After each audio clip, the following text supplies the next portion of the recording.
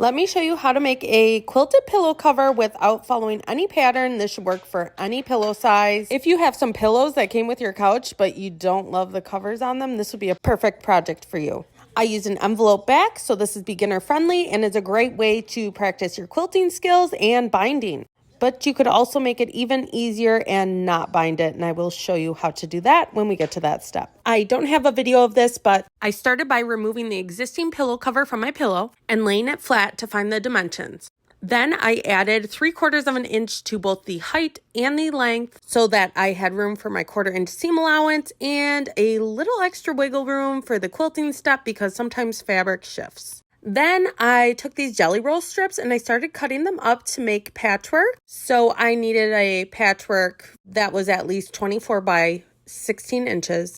And I just kind of did some random stuff with this. I cut some 2.5 inch squares, some 5 inch by 2.5 inch rectangles, and 7 inch by 2.5 inch rectangles. Really, you could do whatever you wanted here. Just make sure that it is the size you need for the front of your pillow cover. Once your patchwork is done, I just grabbed some scrap fabric for the inside. You will never see this part. And then some extra batting I had from a different quilting project. I then basted these 3 together and quilted it. I just did straight lines an inch apart. Once it was quilted, I squared it off and made sure it was the size I needed, which was 16 by 24 inches. Should give me a finished pillow cover of 23.5 by 15.5 inches. And now it is time to make our envelope back. So to figure out what you need for the back, you will need the height of the pillow. Mine is 16 inches. And then 2/3 of the length. And you'll need 2 pieces like that. So mine was 24 inches. I multiplied that by like 0.66, which gave me a number like 15.84. I just rounded it up to 16. So I actually ended up with a square 16 by 16 inches. And you will need 2 pieces like that. So I cut my 2 16 by 16 inch squares. And then we'll want our raw edges where we're going to be opening the pillow back to be hidden. So this should be the side.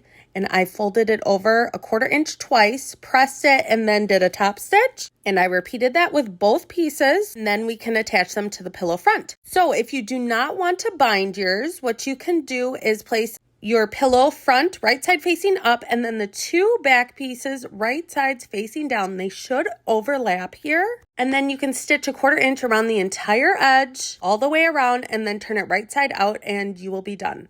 I wanted to put binding on mine, so how I did this was I actually put the front of the pillow right side facing down, and then the 2 backing pieces right side facing up. I lined them up on my corners, and again, they should also be overlapping this way as well. And then I pinned them in place and sewed a little less than 1/4 inch around the entire edge of my pillow cover. Right where the 2 pieces overlap and where that edge is, I did do a little back stitching just to make sure it's nice and secure when you're stuffing your pillow inside. And then I prepared some binding strips and I put the binding on here just like I would a quilt. If you're unsure how to do that, I have a bunch of videos on binding. There's one actually pinned on my profile. And that is it. That is how I made this quilted pillow cover. I love making these. They're an easy, quick project. And then you can switch out your pillows whenever you're feeling like you need a little change.